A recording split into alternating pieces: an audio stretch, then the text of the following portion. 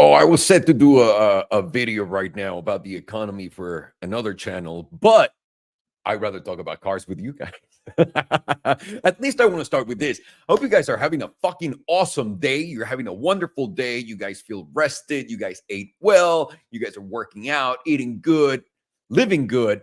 My name is Alejandro Solomon, and welcome, guys, to the channel. As you guys know, still here for a lot of people. There's going to be a great unsubscription opportunity. Here it is. Take it. I want to talk to you guys about three things today. Three things. Very simple. Number one, I need you to not believe the Zelensky buying a Bugatti story. We're going to talk about it right now. Number two, oh man, I think right now times are changing. It's one of the most exciting, if you will, times to be a car aficionado. And I've been saying this for a long time. This is from old El Tacey, Let's Talk About Cars, where we talked about how the car world has been evolving and where it's been going. And I think it's, in a way, it's really exciting, but it's also really dark where we're going. So I want to talk about that. And at the end, let's talk some Formula One, because guys, you know, I watch Drive to Survive. So now I know everything about Formula One now. I know the drivers' names and like for what team they drive. What do you mean I haven't watched the latest season?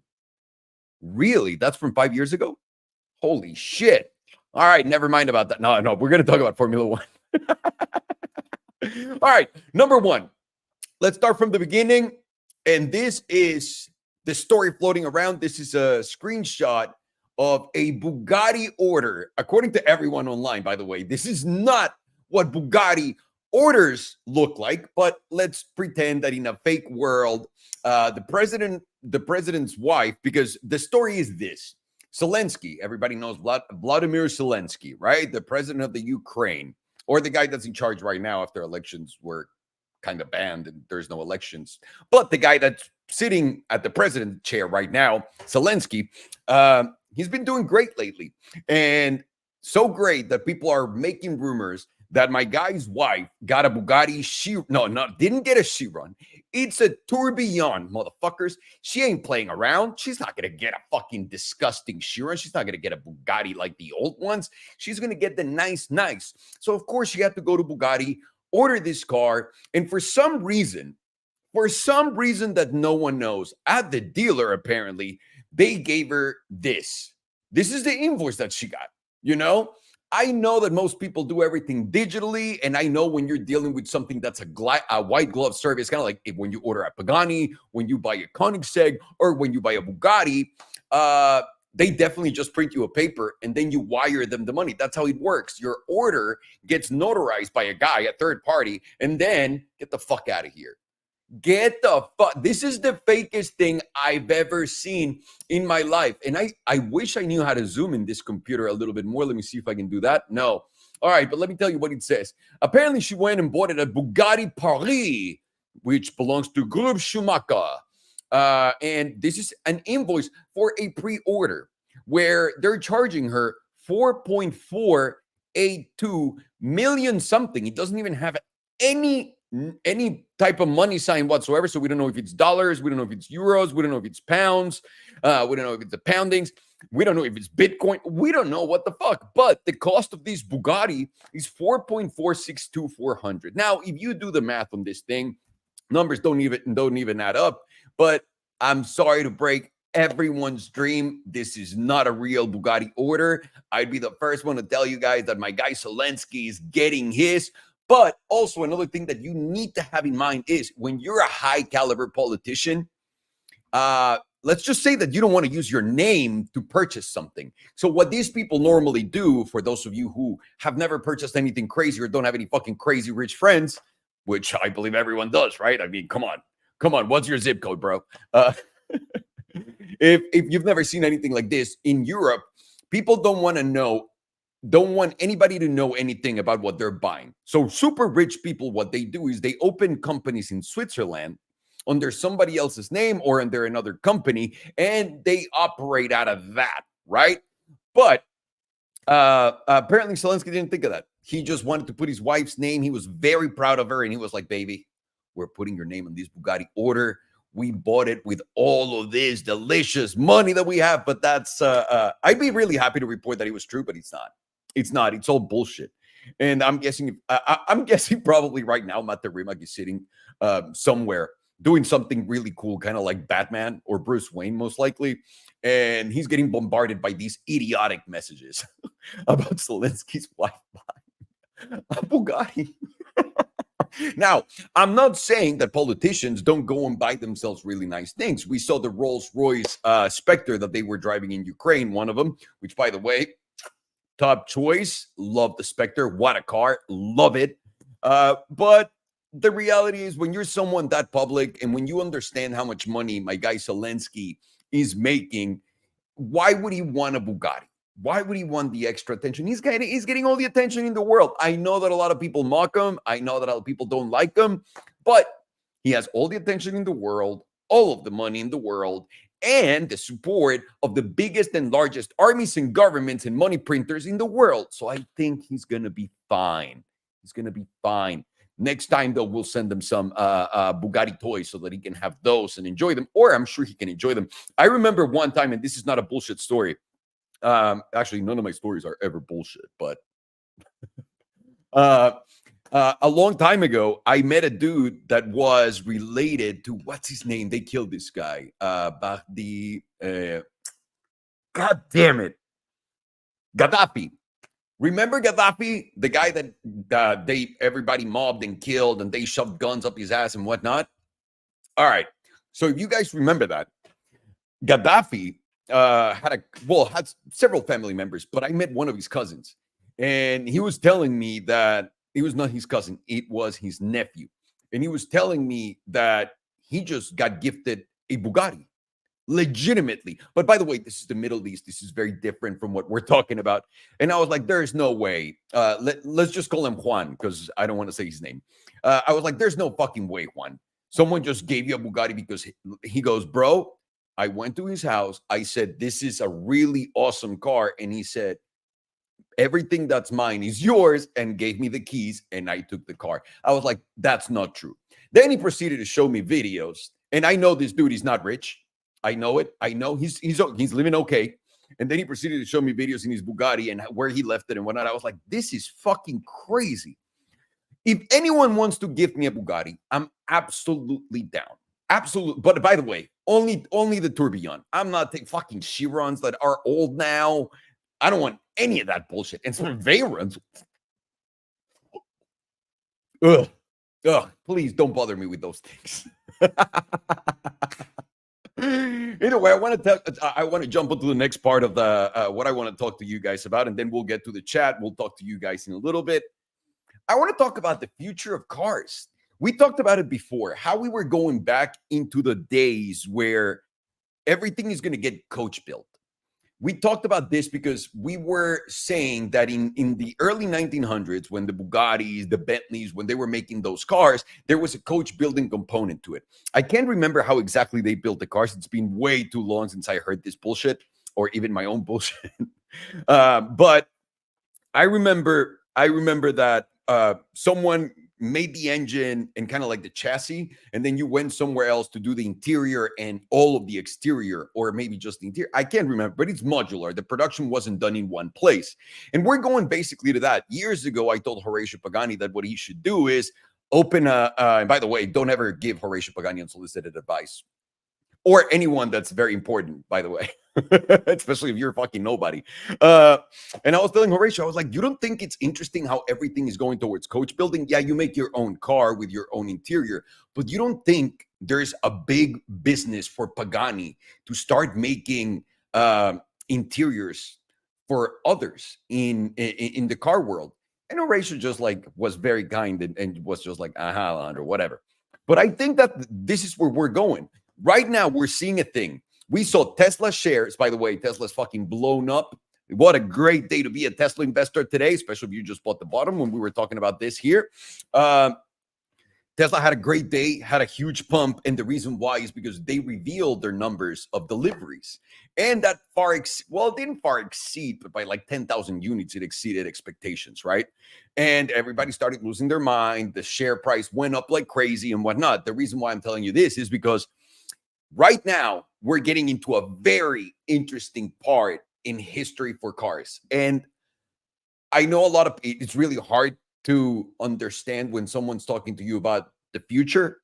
And I don't mean this in any other way. Like you forget, you don't care, and then one day it happens, and you don't even remember that you talked about it. It's mostly what happens, right? Especially in this channel. Uh, what I think we're about to see is something of epic proportions. Because, like I said, the reason why Tesla, Rivian, and all those guys were so punished were because they were direct to customer. So their sales, so you go on their website, you buy the car, and then you get it. It's very simple. There's no dealership. You can go to showrooms, test the car, and all that stuff, but you can do everything online if you really wanted to, right? And that causes less employees, less overhead, and that means your gross margin for profit is bigger, right? That's what happens normally. And obviously, these guys were going to be the first ones affected when people stop buying cars like crazy. And the reason why is because the first ones to notice that no one's buying cars, it's them, because their only way of selling a car is actually selling a car. Whereas if you're Ford, Volkswagen, GM, whoever you want, those guys have actual dealer models. And we talked about this before. And those dealer models are just not working anymore. There's too many people. There's too many people in between you and getting the car. People hate going to negotiate there. There's a dude named Lucky Lopez. I love Lucky. He hates fucking electric cars, but Lucky's a fun dude to watch. And Lucky was saying one day in one of his videos that he loved that people actually liked going into dealers and negotiating the price. But if you talk to 99% of people outside of the car world, they absolutely hate it. They feel like there's too much pressure. They feel like it's that they're being scammed, that they're getting robbed, that the deal's not the right deal that they could have gotten. Whereas you go buy a Tesla, the price is the price. You get the fucking car and you walk away. Whatever promotion they got going on, you see it on the website, you take it. That's that. And when you go to a car dealership, you know that they're hiding you. They're hiding a lot of profit that they can just give you as a discount to get the car cheaper, right? And so you want to negotiate, and that creates that stressful situation. So Lucky was saying that car dealers are never going to disappear for that reason. But guys, I was there when BlackBerry was the number one phone, and everybody said, no one is going to change a phone with a keyboard for a touchscreen phone. I saw the iPhone come out, and then when I saw the Androids come out, and some of them had keyboards, I was like, no, BlackBerry's absolutely done. And it happened. When I went into movie making, everybody was making movies in film. This is how old I am. We used to have 35 millimeter film was like the shit. You would hire these two camera guys and they would carry a camera that fucking weighs like 1 billion pounds, and it's annoying because the film is so delicate, and if you hit it with the light at a certain plate, blah blah blah, it's so annoying. And I remember when I made my first digital movie, and everybody, every sales agent, every manager, every agent, everyone in Hollywood was like, dude, this is never going to be the movies that people want to buy. People want to watch film. What happened? Everything changed. Everything changed. When people said, we're going to just make these tiny little cameras so you can take pictures with them and whatnot, the digital cameras, right? They're never going to disappear. It's the new everything. Phones killed those, right? So there's a lot of things in my old age, because now I'm an old man, as you can tell by the sign right here. Hang on. It's right here. I'm a poor old man. So as a poor old man, I've lived through a lot of change, and I've seen these changes happen left and right. When the electric car came out, I told you guys after I drove the Model X and I had my 918 and the GT4 RS that electrics were going to be the future. And it's not that I'm a genius, I'm just old, right? So that's where everything is going. And also the laws around the world. No matter what you think and what they tell you and what you read, all of the laws are going to take us into an all-electric car world, okay? No matter, I know a lot of people hate it and don't want it. That's fine. There was a lot of people that hated, digital movies, digital phones, and all that stuff but now they're all okay with it because everything just changed and it is what it is.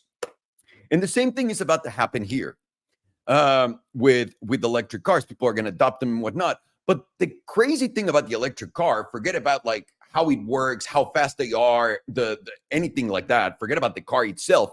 Look at the companies. They're killing it because they're basically eliminating the most amount of people and middlemen in between them creating the car and selling it to a final customer. right? That is an advantage that right now is about to start shining like fucking crazy in the car market. Like crazy. Like motherfucking crazy, okay? We saw Tesla, we saw Rivian having a dive in their stock price because people, they started delivering less cars, they started selling less. It caught a lot of people by surprise. And then people were looking at, but look at Ford, look at GM, look at Stellantis, look at all those guys. They're killing it. But the reality is, those guys don't sell cars and count them in the same way that Tesla does. When Ford, like Galpin Ford, you guys are very familiar with Galpin Ford, I would hope and assume, right? Like Galpin Ford, you think all of those cars that are sitting on the Galpin lot are not marked as sold by Ford? They are. The problem then becomes Galpin's. And then if Galpin starts accumulating inventory, that's great for Ford because Ford keeps throwing them more and more and more and more inventory and market is sold. We talked about this with the Maseratis, guys, so long ago. So long. Remember with the 499 lease on the Ghibli?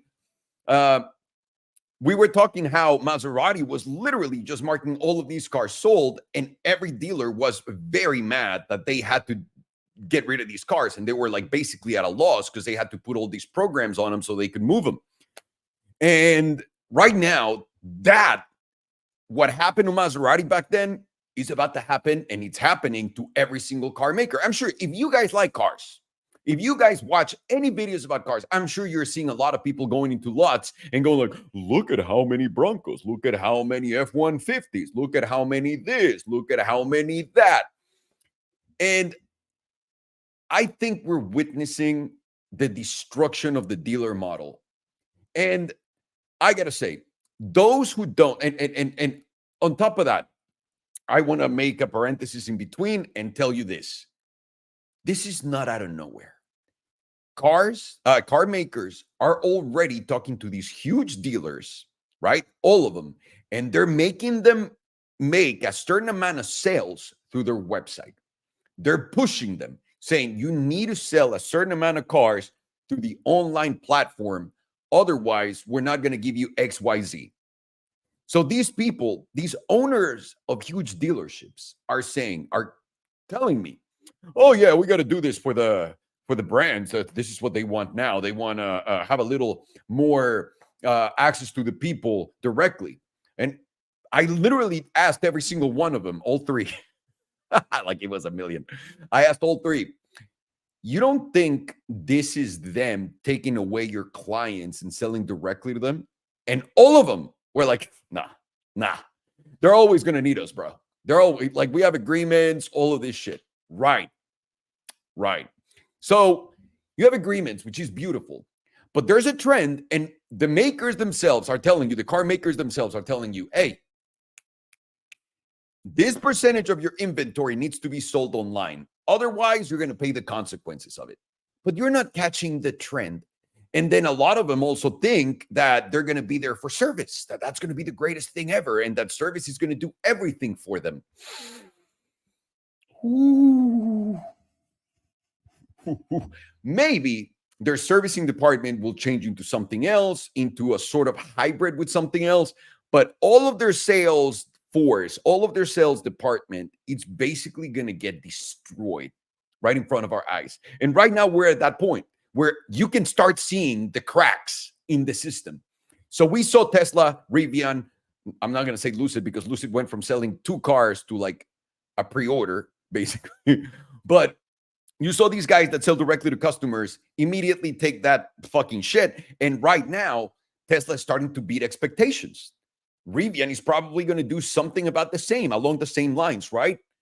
But car dealers right now are stuck with a huge amount of inventory that they need to discount the living shit out of, right? Like you have the Ford Mach-E, which, by the way, whoever bought that car, God bless you guys. God fucking bless you, legitimately. Wow. I don't know what it takes for someone to be that type of person. But if you're one of them, congratulations. You're a very special kind of person. You bought a Ford Mach-E before the Freedom Discount. Do you guys know what the Freedom Discount is? So the Mach-E were priced like the good ones, like around $60,000. The Freedom Discount gave you like about $30,000 off the car. So they were like, no. We're still selling the car for $60,000. It's just that it's got a program, the Freedom Package, and now you can get a discount. But the car, you're still selling it at MSRP plus the incentive, which is total bullshit. The problem that they have right now, that car makers are having right now, is their margins are getting crushed. Right now, they enjoyed the past 4 years making less cars and charging a lot more for them. Like when I bought my Raptor, remember the badass Raptor that we made into a Rolls Royce and whatnot? That Raptor cost me about $69,000. I know, nice number, delicious. $69,000. Right now, you want to buy a Raptor? It's over $90,000, homie. So you guys understand, it's not like everything got more expensive for Ford. It's not like labor got more expensive for Ford. I know. A lot of people are going to say, well, what about the strikes, Alejandro? Well, they fired like half the people that went to the strike. So you'll understand that didn't really matter at all. And now the problem they're going to have is they're going to have to discount all of these cars. And this is dealer groups. Car makers are still not going to be affected by this. Their share price is going to look great. Their deliveries are going to look amazing for a few more months because the dealers are going to be eating the dick right now. And they are eating the dick right now, right? I'm sorry for my vocabulary. So like you're not used to it. So dealers are eating dick right now while car makers are like, that's right. I'm moving units, bro. I'm moving units. Look at all the units I'm moving, bro. But eventually, they're going to meet their maker.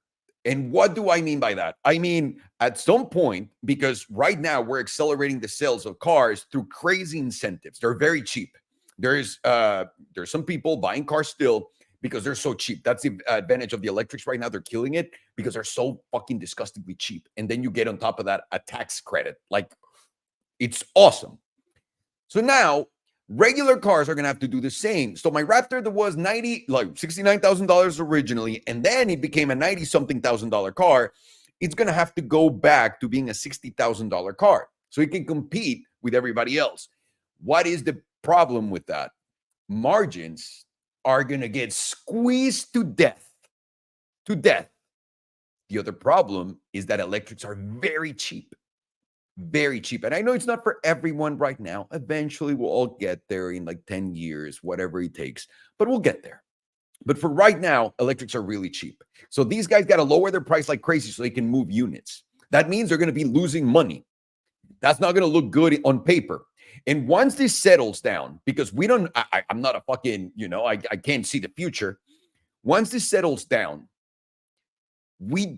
I am not sure how this is going to play out on their end. And what do I mean by that? I mean, Teslas are getting cheaper every day.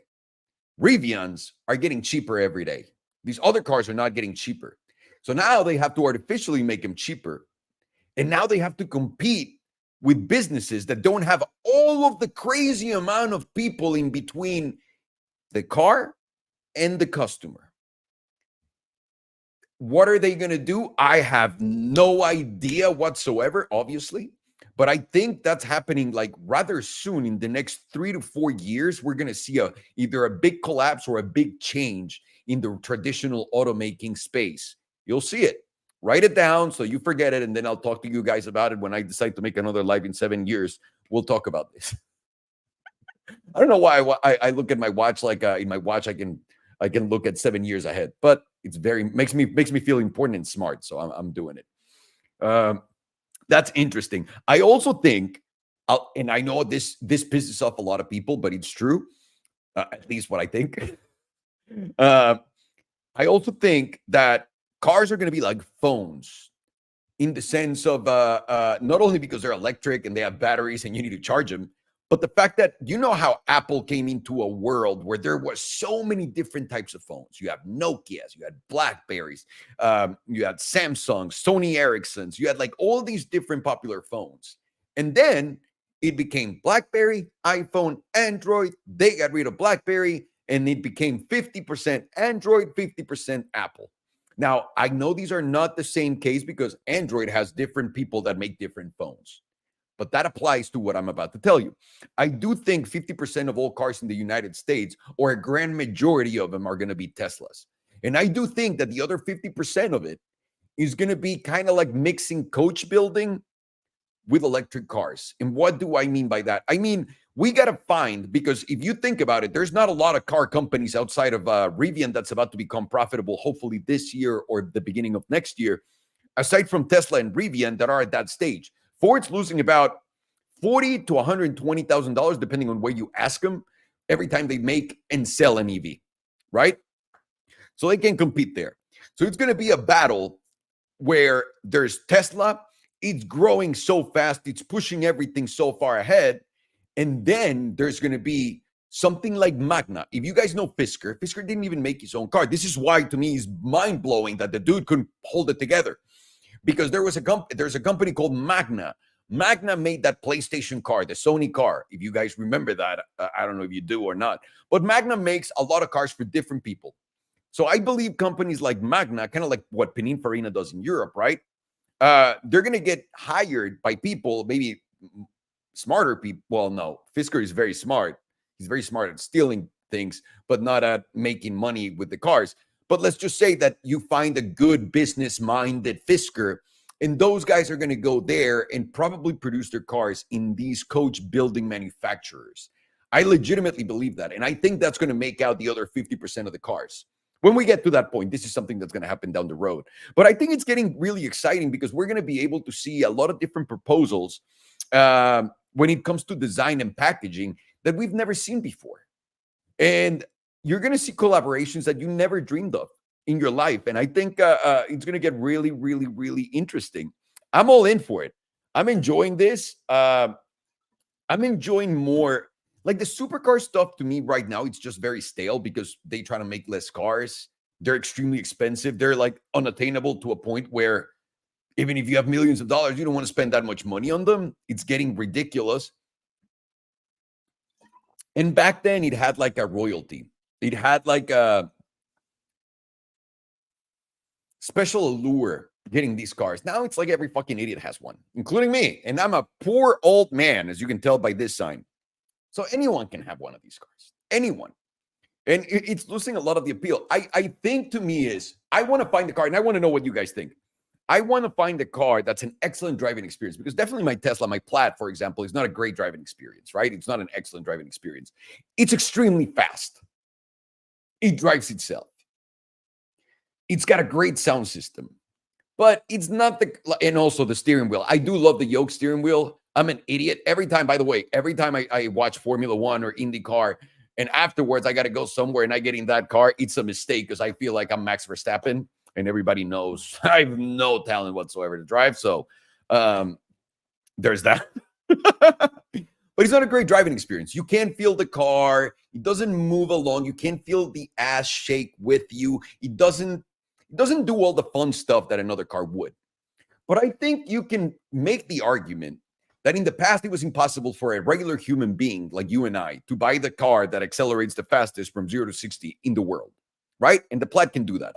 And the car right now, you can buy a used one for like $60,000. That is the deal of a lifetime in my eyes, but a lot of people are still passing on it, right?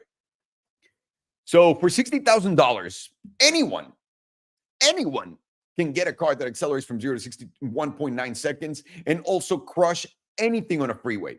This is where like a Koenigsegg, for example, that it does the 0 to 400 and the Dogmata so fast.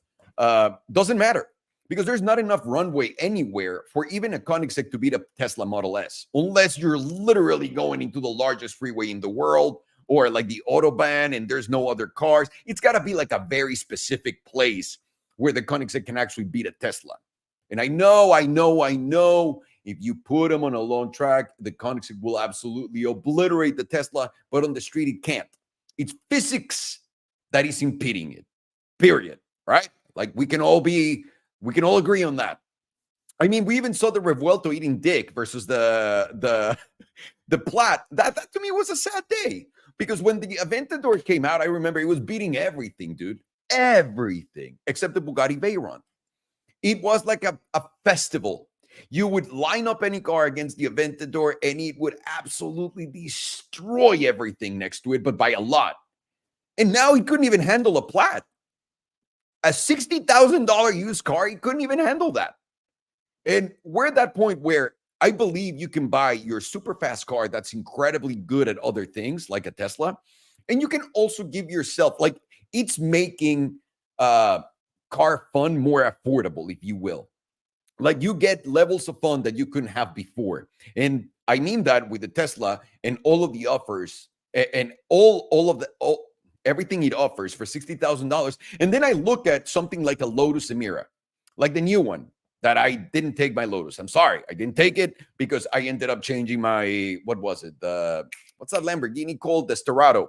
I ended up changing it for the LT. So now I had a car that was nice to drive, like a real Canyon Carver, and also a convertible because I'm nice like that now. As an old man, I really like convertibles. And but hardtops. Oh, don't fucking sell me a soft top. But I also enjoy them when the top's down. I just hate looking at it when it's just sitting there.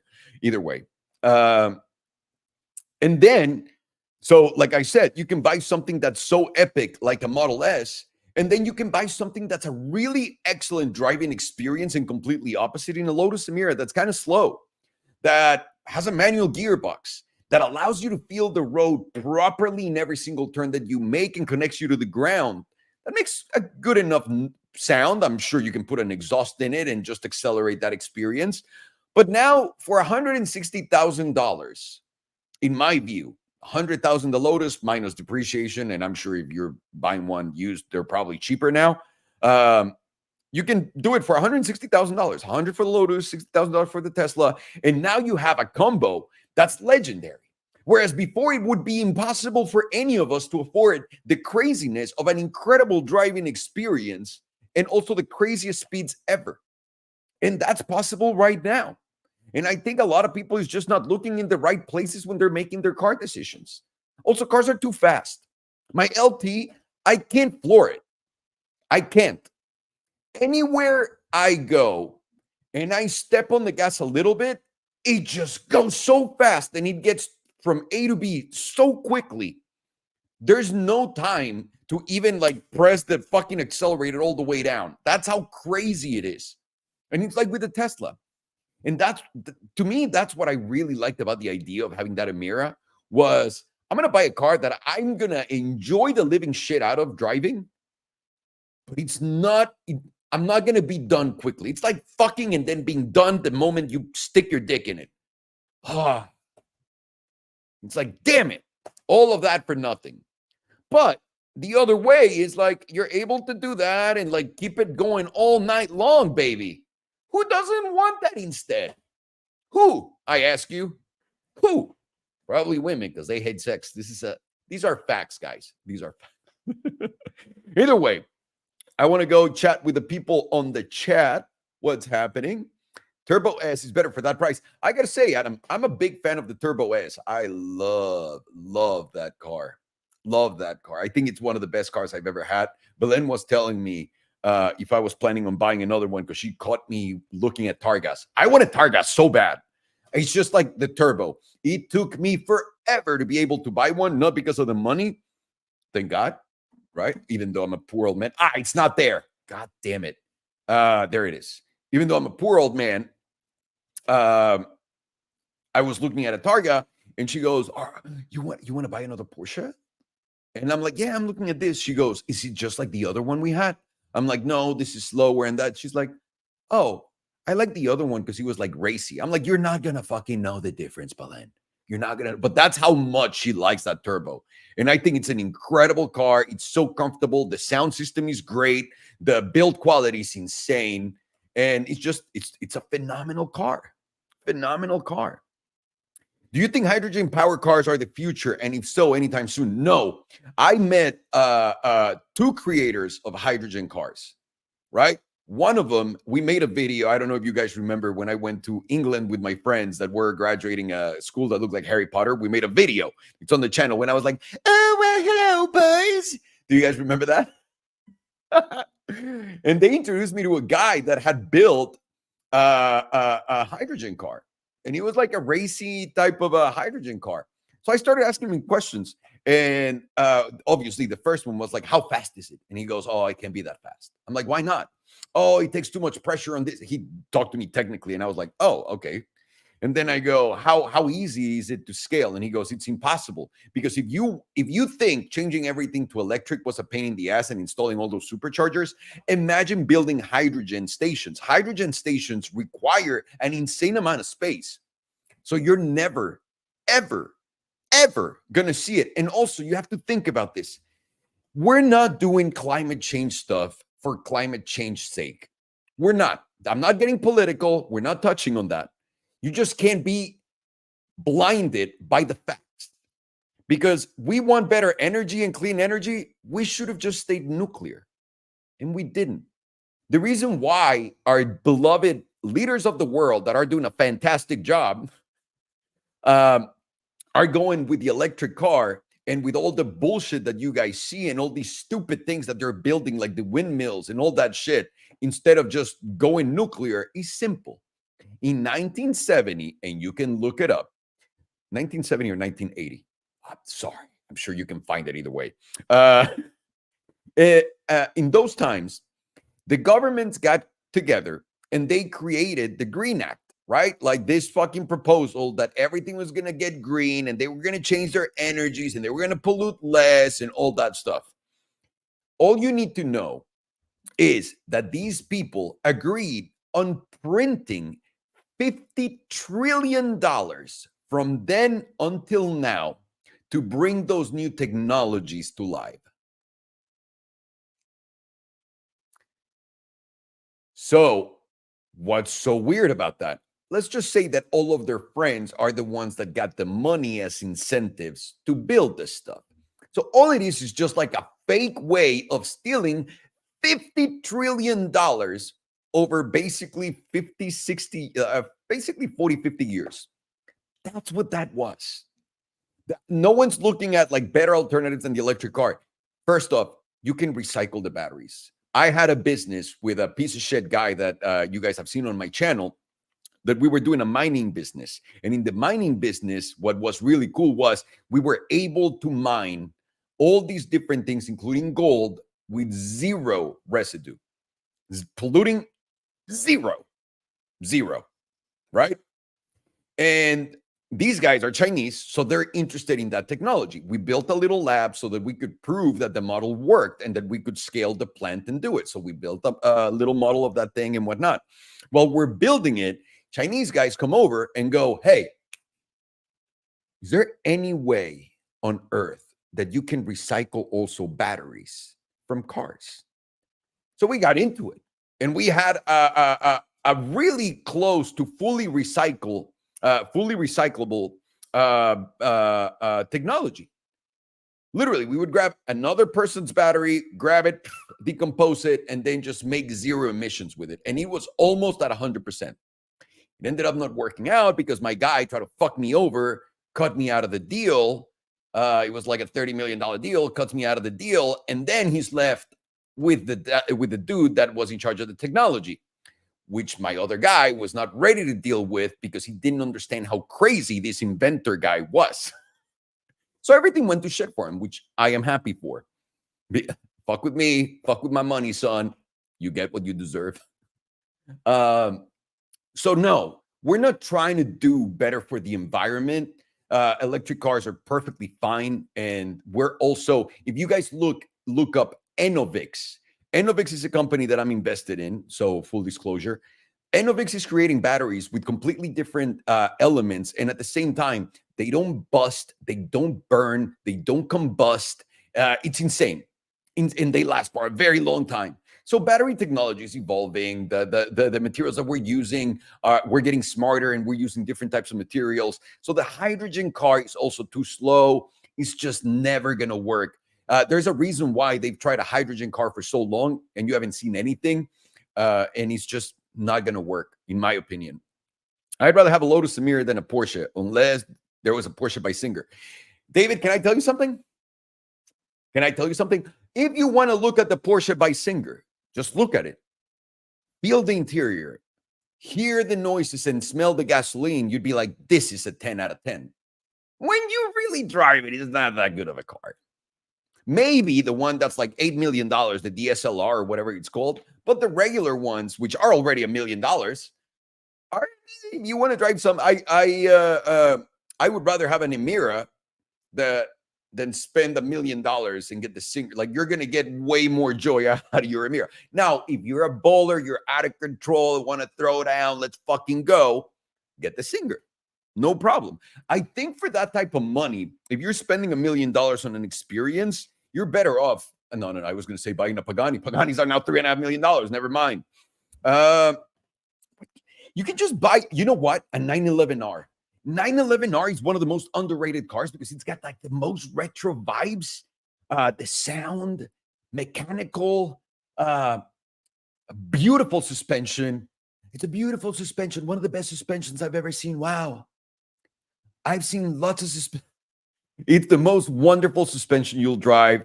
Great gearbox, great noise, great speed. I would buy a 911R all day. Now confirmed than a Singer. I used to think I wanted a Singer more than that. No, maybe the SLR. And again, if you're a mega bowler, you're out of control, and you don't give a fuck about money, awesome. Go get yourself the most bowler car you can.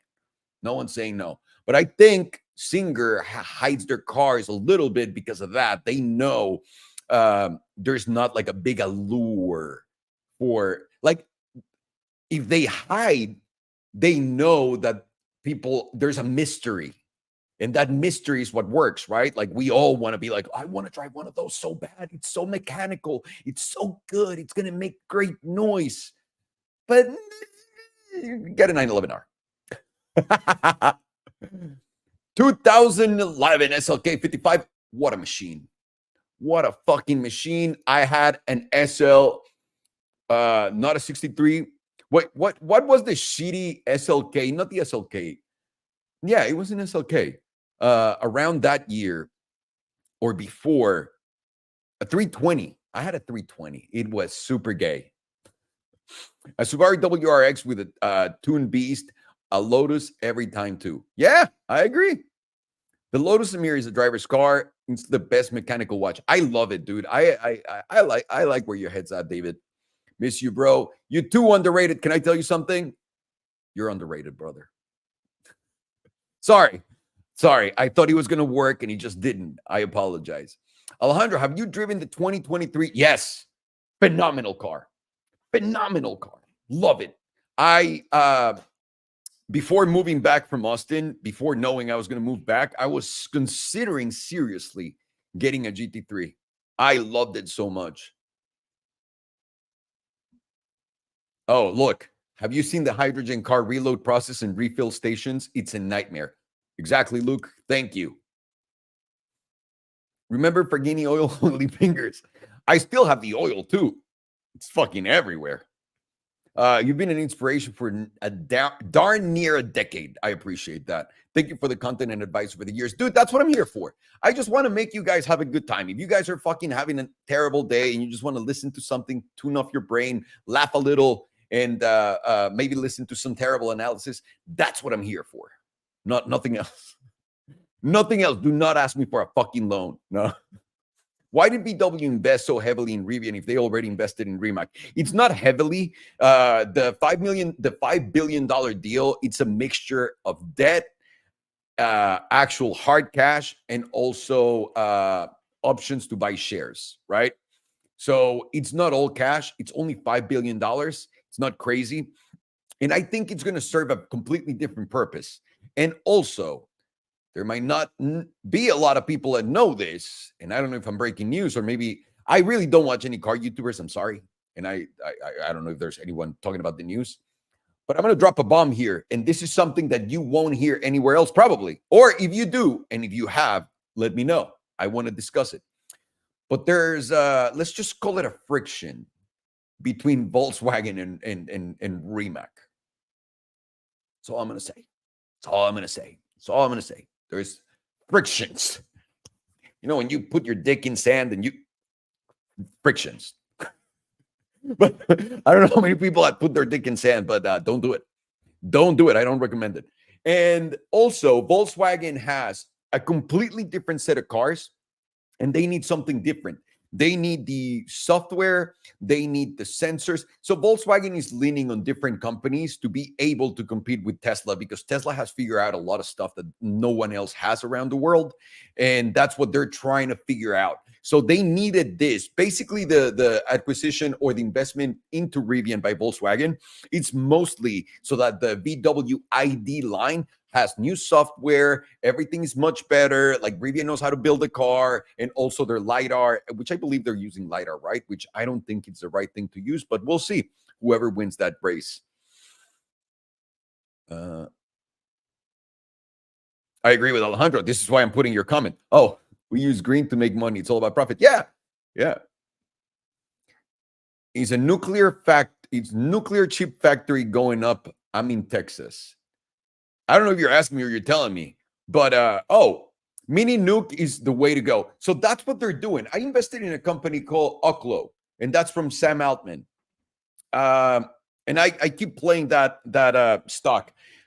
Sam Altman, ChatGPT, blah blah blah. My guy is investing in a company, and then he joined it. He made it public with a SPAC, through a SPAC, that they're making mini nuclear reactors so they can power all the AI that they want, but they're also going to be able to power everything else. So mini nuclear reactors are absolutely the fucking way to go by a lot. Like there's a big margin. It's just crazy that no one can say anything, because politicians can tell you, so why the fuck are we going back to nuclear when we had it? You cut it off. You told us it was not green. Then we went to build all those stupid things that can't make enough power, and specifically now for AI. And now we're going back to nuclear. Why? That's really stupid. But they can't tell you, hey, I just wanted to steal $50 trillion from the economy. Right? Like, I don't think they're going to come out and say it. Do you? So that's why mini nuclear is the way to go. What happened to Tata? Tata's here, and well, this is Tata. That's my tattoo of Tata, and this is Enzo. You guys met Enzo. Enzo died when he was 6 months old. It was very sad, but Enzo, when he fell from the tree, he was fucked up. Tata's down here. Tata is awesome. She's a good squirrel. She's very loving these days. I love her to death, and she's good. Thank you for asking. She's 7 years old now. Nuclear is obsolete because there isn't enough raw materials on the planet to satisfy current demand. This is absolutely wrong. Absolutely wrong. Because you can actually reuse all of the old decayed nuclear materials for the new nuclear plants. So this is also a fallacy. I don't know if fallacy is a lie or not. I'm mixing my Spanish and my English. I don't speak Spanish and I don't speak English. So please be patient with me. Damn, Sergio, what did you do? Where's Sergio? Why can they just make an EV look and sound like a street? Guys, do you not remember when we used to make the podcast with Farshad, with Fargini and Buddy, and we would joke around that in the future, people were going to be able to choose the that they wanted, and then Ferrari was going to sell you like and pop-ups and all that shit. That is happening right now. Sorry. That is happening right now. Where's the Volky? Still around? No, I made a post saying I am never selling this, and someone offered me a shit ton of money, and I took it. I bought it for nothing. So I was like, all right, it's not going to hurt me. And I also had it like sitting down in Mexico. I hadn't seen it for years. So it was good. Hydrogen will win. You'll see that it won't. I promise you.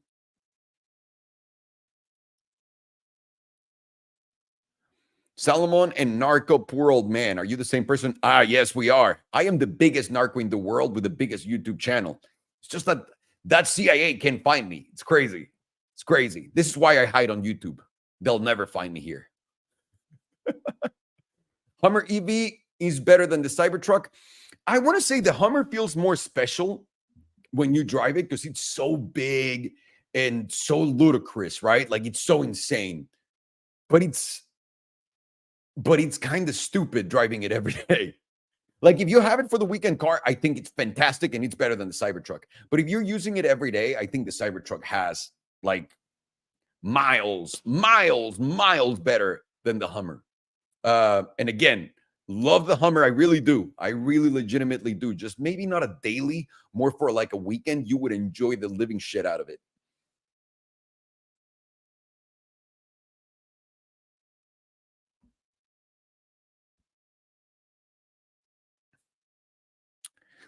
Solar and wind as an energy source is expected to grow massively through 2050. It's not anymore. You'll see there's going to be a curve on that. As soon as these mini nuclear reactors start going live, that they're going to dump everything.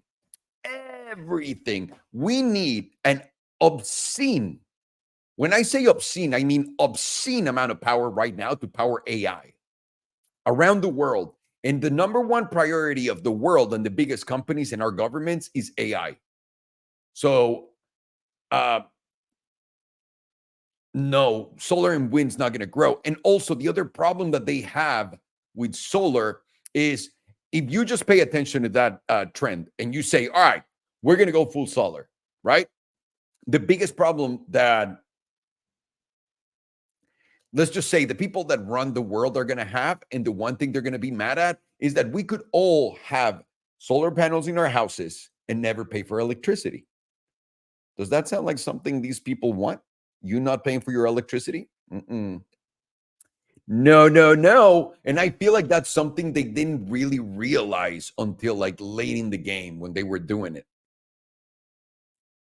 Alejandro, you drove an older Model 300 horsepower automatic Singer in Newport Beach. They evolved. I drove another one, but I don't want to get my friend in trouble with a manual gearbox, a 4.0. And no. I drove it afterwards because I wanted to see. I told them that the one from Newport was what's an auto, and I wasn't expecting much from it. It was fun. It made like the right noise, the gas smell. Like again, it's a really nice fucking car. All I'm saying is, for the money, it's just not my cup of tea. I think you can find so much more value in a 911R, and it works well. You can plug your Bluetooth and all that shit. Alejandro Rashad from the UK. Are you coming to the Goodwood Film Festival of Speed this year? No, absolutely not. I have so many things going on right now. I'm like I said, I'm giving myself a job. I want to have a job. I'm tired of just not doing anything. Well, I'm doing things, but like just in a way, it's you get to a place in your life where you're like, I don't have to fucking work anymore, and you think that it's fantastic. It's not. It's way better to be doing shit.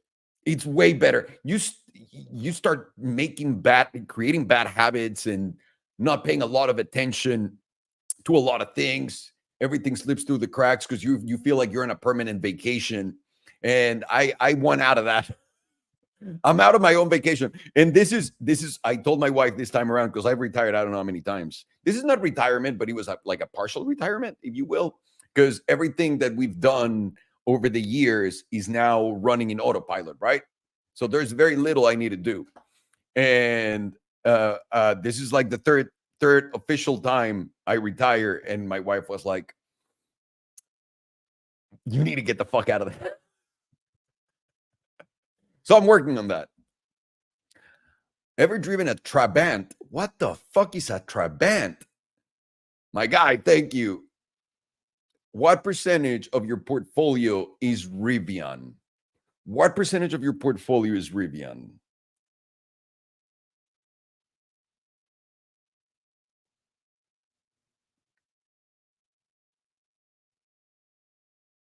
Let my phone see me.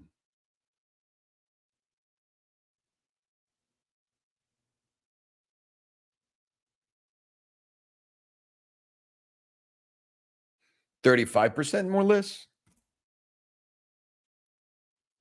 Lotus Emir is a Lotus fail. I like them.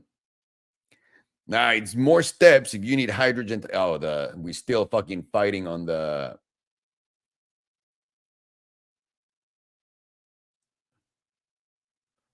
Are you still having fun in the stock market? I remember you were doing super well, being able to predict the future steps. No, I'm not able to predict the future. I am good with long trends. Long-term trends, I understand. I don't know why. It's just a thing. I have no idea why, but it's not that useful when you're investing in stocks, because what you think and what you see and what you imagine making sense on the market never translates into the stock market.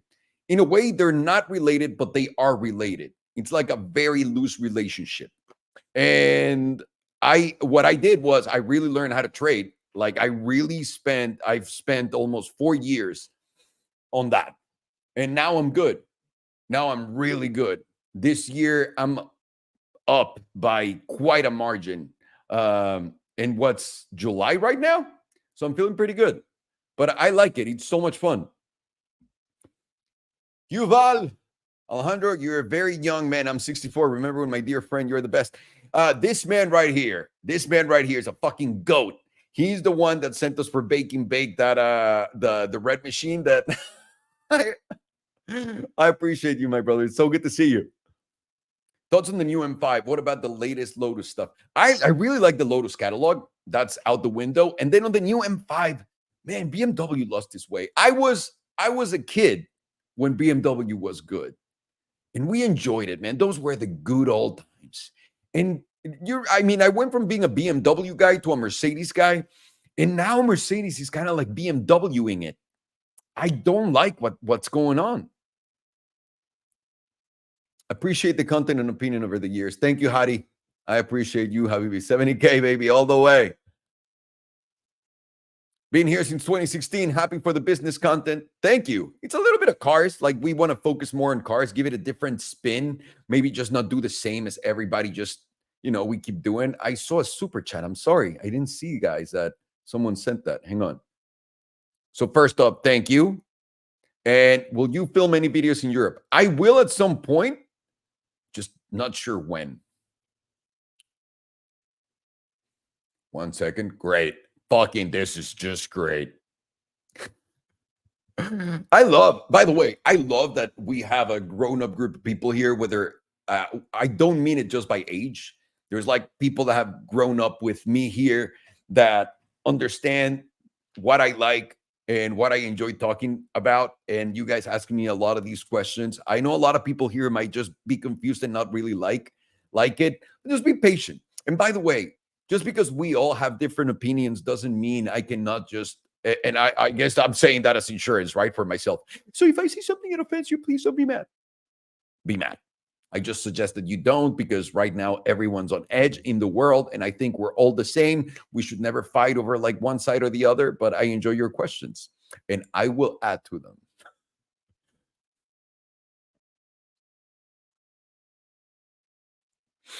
Are you looking to make a leap into commercial real estate? Would you say it's far better to hold off now, considering current rates in market? So, Ash, I was in real estate, in commercial real estate. I started from fear, 2010, right?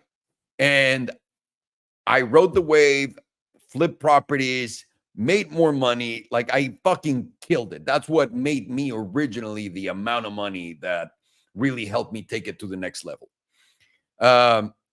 But in 2020, I sold everything. Before 2020, I started 2019 to 2020. Why? Because I saw a trend like I said, yesterday we were talking about this, that even Farghini and I, we try to go and figure out how to run for office, because we noticed that what was going on in LA was fucking terrible. And we wanted to figure out how we could get in and make a difference. And then once we looked into it, we realized that there's nothing we can do. The problem was just going to get worse. So I got out of 2020. I don't think commercial real estate for a very long time will make sense. I think unless they create incentives for it, you're never going to see the same thing ever happen again. There's not, and specifically in the United States of America, this doesn't apply outside so much because nothing is so automated. But like, for example, in Mexico, like when the pandemic started, no one was selling shit online. No one. They just started, and now it's growing, and it's a growing market, but it's only 4 years old.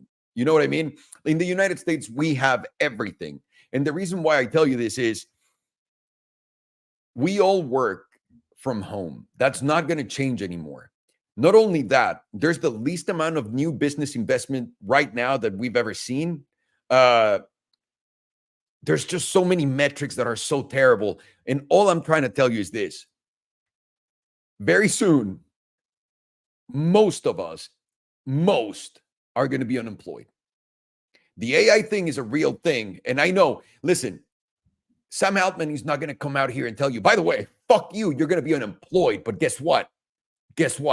AI is going to make me $1 trillion. He's not going to do that. He's going to be like, yeah, we'll see what we're going to do. I like to talk soft so that people think I'm a good person, but I am actually the biggest gigantic piece of shit in the universe. And what I'm trying to do is just get the power of a god and just have everyone suck my dick and I rule over them. That's basically what Sam Altman and everybody creating AI is doing. Just pay attention to what they're doing. Sam Altman himself, you can find the video. And my guy says, no matter what he takes, no matter, oh, hang on, I'm sorry. No matter what it takes, no matter how much it costs, once we get to true AGI, we're going to ask AGI to make us a business model to make money and recover all that money. Right? So AGI is going to be able to do some crazy shit. They're also saying that they're going to take us to the era of abundance. There's going to be a lot of everything because AGI, along with obviously robotics, is going to help us just create anything we want and we'll have everything at our fingertips. Which means only 10 companies around the world that can afford a $500 million to $10 billion computer like these guys are going to be able to rip the benefits from society. So what are people, and I mean this like as a real concern, what are people going to do for work? And as someone who is telling you we need to work, we need to. I tried to retire 3 times unsuccessfully. I'm a fucking loser. You don't want to be me. You want to keep working in whatever you love, by the way, whatever you love, whatever it is, whatever you list that it is that you love. You want to do that? Sorry, I'm just preparing myself for what's coming. So yeah, what's going to be the use for commercial real estate? And a lot of people think, oh man, you can buy them so cheap and you can change them for residential. You can't. There's not enough parkings in most of those buildings. There's not enough bathrooms in most of those buildings. There's not enough access in the way they're constructed. So you have to dump a lot of money in those buildings.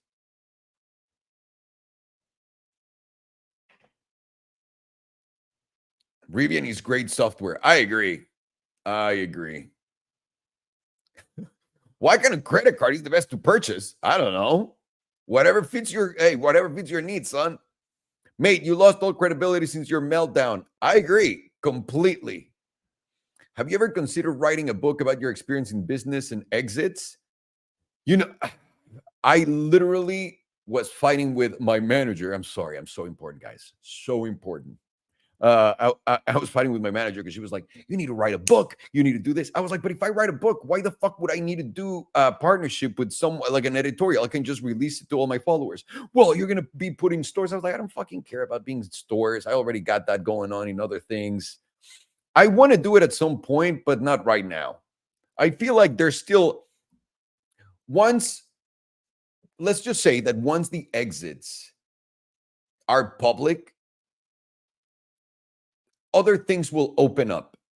I don't want to, like, it's cool everything that we've built so far. It's really awesome being in so many different businesses, right? Like, it's a dream. But there's more that I want to do, and I just need a certain amount of money to do that. And by the way, that's an obscene amount of money that I need to do it. But I don't want to have partners. I just want to do it by myself. So once I get there and finish that other stage, we'll do it. The flux capacitors could also be recyclable, Alejandro. RR small modular reactor. Do you remember the trunk challenge? It was too funny. Yeah, and I've seen a lot of people do it too. I appreciate that people are doing some of the stuff that we did in the past. Really do. I think it's fun. Future energy production is going to be nuclear, solar, wind, and battery storage. Battery storage is correct. I listen to both your channels in Spanish and in English, and I'll tell you what, in Spanish, he's more funny. Alejandro is Mexican God. Damn it. I actually, for a very long time, had a really hard time going back to Spanish because I literally didn't practice it unless I'm doing it here. Are you still in crypto? Would love to know you're exposed to the market. I am in Bitcoin right now and Solana. I have Solamis and I have Bitcoin. But we're waiting right now. It's the market's at a pivotal stage right now. We got to see what Bitcoin does at $62,000, right? It's creating like lower highs, and that's worrisome. But I do think, just based on everything that should go on, should be bullish at the end of this. So I don't care. And I'm trading it like in, out, in, out, in, out, like in bed. How do you stay looking so young? Serious questions. Love you, friend. I appreciate that. Thank you. Thank you. No one ever says that to me, so I appreciate it. I'm doing a carnivore diet, and I've been doing it for like a year now, and it's the greatest thing in the world. And right now, I'm not ripped or anything because I have been eating, sadly, some other terrible things after dinner, but I stopped now and I won't do it anymore. My friend, hugs all the way to Portugal. I appreciate you. Thank you. Who will replace Biden on the ballot? I promise you this, no one. They want Trump to win. You pay attention. Both are one. Okay? Is the desk lamp finished? That one or the one that Sergio gave me with the mirror? Sergio gave me this one.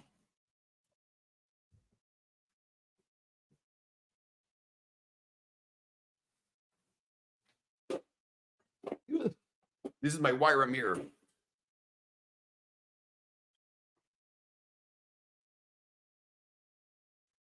David Lee's punching the air right now.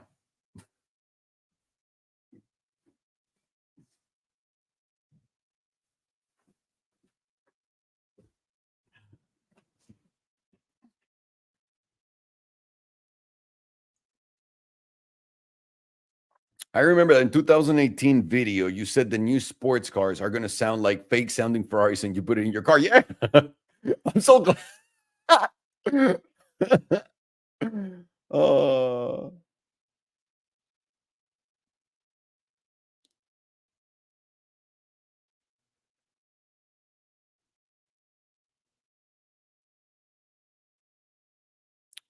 Alejandro used to own a Mercedes AMG GTR. They're going for cheap. Would you recommend it? I thought it was a fun car.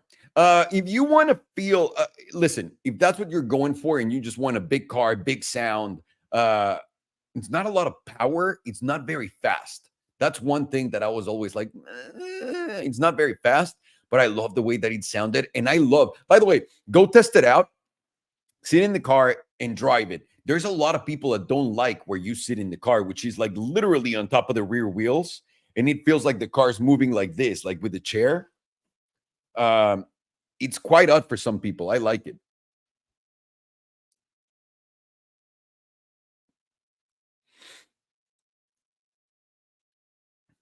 A simple one, not investment advice, but what would you think will 10x in the near future? Not in the near future. It's going to be in years. Tesla. And yeah, Tesla. Tesla will be the first one. Best bang for buck is a Viper. Oh, dude, Vipers are sick. I really like the older Vipers right now. Like, what were they? 2002? Were those the crazy ones? I don't know. I saw one the other day. A dude was like parked right outside of my house with it. Awesome. An Icelandic project aims to drill into a volcano to access unprecedented geothermal power. Using volcanoes for energy could be an unlimited energy source. Yeah, yeah. That I mean, in El Salvador, they're doing that to mine Bitcoin, right? Rivian 2030 price prediction. Well, let's just use our monetary system as is right now before it changes, because it'll change. So let's just say that money's worth what it is today, right? Because I'm sorry, that money continues in the trend that it's in right now. I think Rivian could easily be worth 2030. That's 6 years. At least,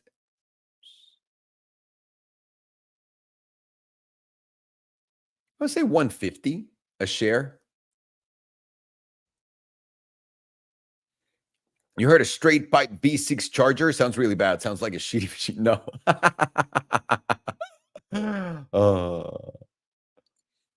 I'm waiting to update my swipe collection, clothing collection. Work on that. I don't want to do any more merch or anything, dude. I'm tired. I'm tired, dude, and I'm old. I'm tired and I'm old. I have other stuff that I sell in stores, and I'm fucking tired and old.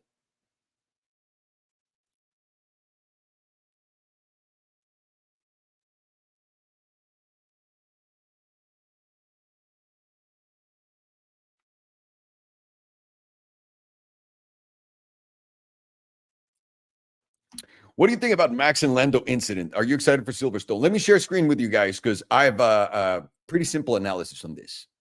A lot of people don't realize this, right? No, we're talking about Formula One, what happened in the last Grand Prix in Austria, the Austrian Grand Prix. By the way, excellent race. The last 20 laps were awesome. Specifically, the last three were incredible. And Max Verstappen and Lando Norris were fighting for number one, for the number one position to win that race, and they crashed. Now, if you watch Formula One in the past, what Max is doing right now, this is what he's done all of the time. And he did it to Lewis Hamilton in 2021 like crazy. And as a fan of Lewis and Mercedes, I was screaming every single time, how the fuck is that legal? So let me break it down for you right now. Let me break it motherfucking down for you right now. Let's go. Oh, man, I was in that page. Excellent, Alejandro. Excellent. Is that here? Yeah, right here. So let me share this. Look at this, okay? The Lando Norris, the McLaren is on the left. Max Verstappen is on the right. I'm going to describe. You're going to see the contact right there. And then again. And then Max goes and Lando hits him in the back tire too. So you see them. You're not supposed to move twice when you brake. But Max is in a gray area. And we'll see the movement again, right? Max is in a great area where he makes the first move. He goes to the right. And when he finishes the move, look, he goes to the right. He finishes the move right there. He steps on the brakes, but the car is facing towards the outside of the turn. So technically, he's not moving the car a second time. From the first time, he goes right. That's the one move. And then he places the car facing that way and goes straight. If you look at Max on board, he's got the steering wheel straight. And they've never given a fuck when it was between him and Lewis Hamilton. But right now, and I feel like this is something Lando's going to have to learn, is how to just be patient and make the pass when you can. Because Lewis had to figure out exactly that. Because Max drove him off the track how many times in 2021 doing this? What he does is it's not within the rules, I want to say. I think it's bullshit. But it's also like the rules are telling me that it's within the rules because he's figured out that gray area where the FIA doesn't say shit, right? The governing body for the F1. So when he places the car and he's facing forward and he's pushing you, what Max wants to do is basically run you out. So you want to turn, and let's say that the turn is going to be right here and there's nowhere else to go. He wants to run you out and make sure that you have no space to continue on the track. That's what he does. Like there's nothing insane here happening. It's just bullshit. And in my way of seeing it is this is the FIA's fault because they let it happen for so long. And with Lewis Hamilton, everyone was happy it was happening. But now that it happened to Lando Norris, I'm sorry, no, I like Lando. Now that it happened to Lando, everyone's like losing their mind. But also, Lando's going to have to fucking grow up and figure out how to beat Max Verstappen. And the problem that Lando has now is if Lewis fighting Max Verstappen was crazy, now you're fighting an even better Max Verstappen.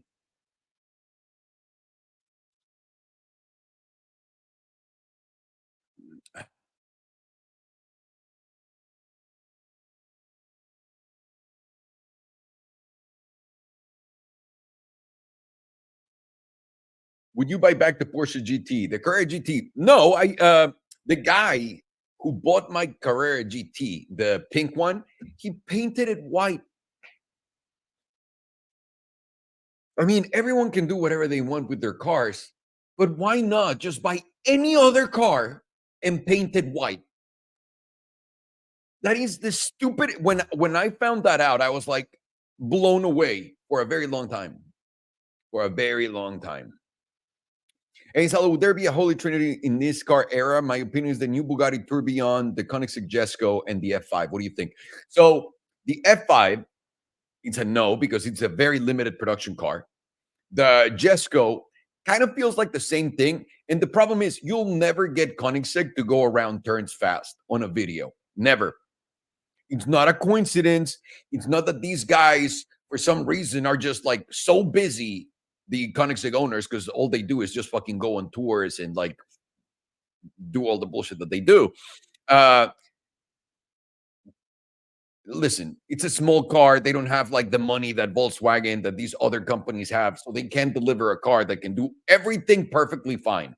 So no. And the Bugatti Tourbillon also, it's such a limited car. Bugatti owners, when I did Hyper 5, the hardest thing to get was actually the Bugatti, even though it became the easiest one because of my friend.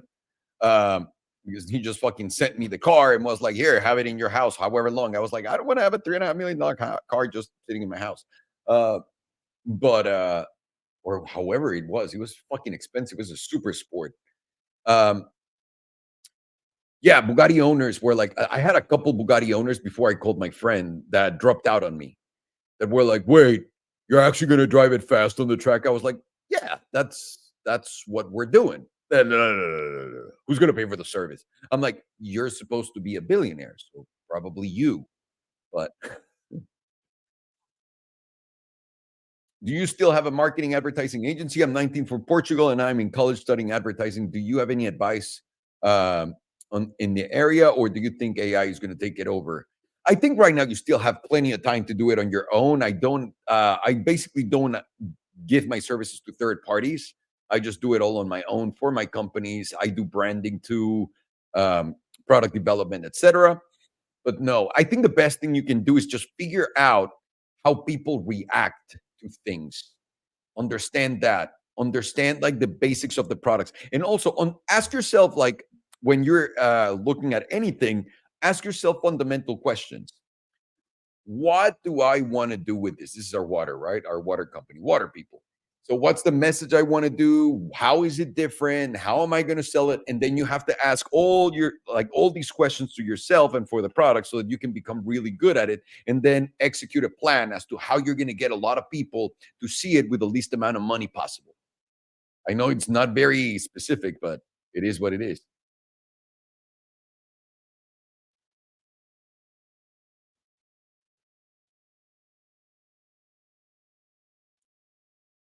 Quantum computers is going to dominate. Well, it's going to be quantum AI, and then we're fucked.